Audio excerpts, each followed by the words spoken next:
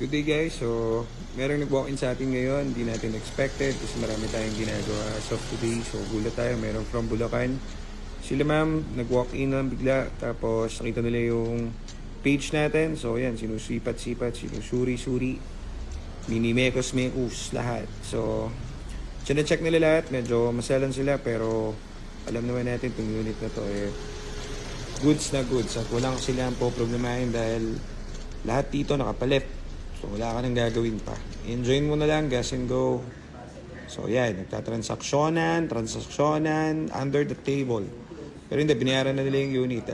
Fully paid, kaso papadeliver So pa nila habang tomorrow. busy tayo kanina sa opisina, may nag-walk-in client sa atin.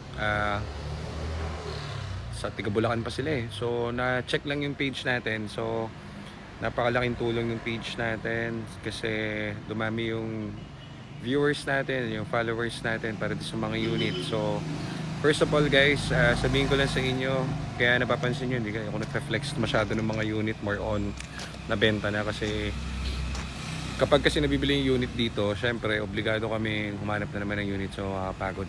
So hindi naman sa ayaw kung nabenta yung unit, syempre gusto ko mabenta yung mga unit natin. So ito yung mga bigla na lang pumupunta, so bibili na lang yung mga unit natin dito. Yung price list kasi guys, hindi namin mabigyan ng price list kasi pagka lagay namin doon sa price list, minsan may nagre-reserve na or na bibili na agad. So message na lang kami, sasabihin namin if it's available pa. Tatry namin mag-flex as much as possible ng mga kotse, pero kasi ngayon medyo marami pa yung pina-project namin dito sa dun sa dulo, yung maraming gumagawa doon.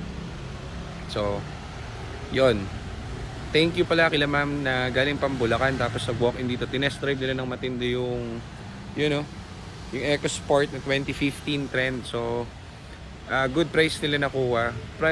Price na lower pa sa market value pag nag-check kayo sa marketplace. Pero yun nga, ang pinakaiba nun nag-research sila so alam nila napalit na yung shift fork noon and clutch system noon. So everything goods dun sa unit. Hindi naman natin yung re-release kapag may issue yan. So ganun tayo katindi rito. Tinest drive na nila ng malalayan sa malayo kanina. So all goods. Ngayon binayaran lang nila yung unit kasi papahatid nila sa Bulacan siguro. Hindi ko alam kung by Monday yata kasi finray na natin yung detailing. Silipin muna natin. So ayan yung unit na nakuha nila. Ang option lang daw nila is black and white.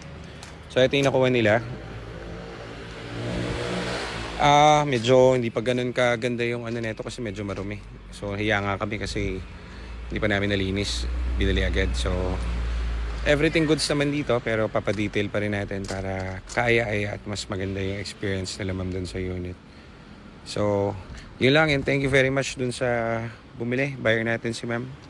Sobrang thank you po. Salamat ang marami. Thank you. Tayo ngayon sa garahe. Dito yung EcoSport natin. Ayan. Sold na kila ma'am. Yan si ma'am tsaka si sir. Sold na yung EcoSport natin sa kanila from Bulacan. Nag-walk-in lang dito. Tapos yun, nagustuhan nila agad tong black na EcoSport. Ayan. Siguradong magugustuhan nila tong unit na to. Thank you.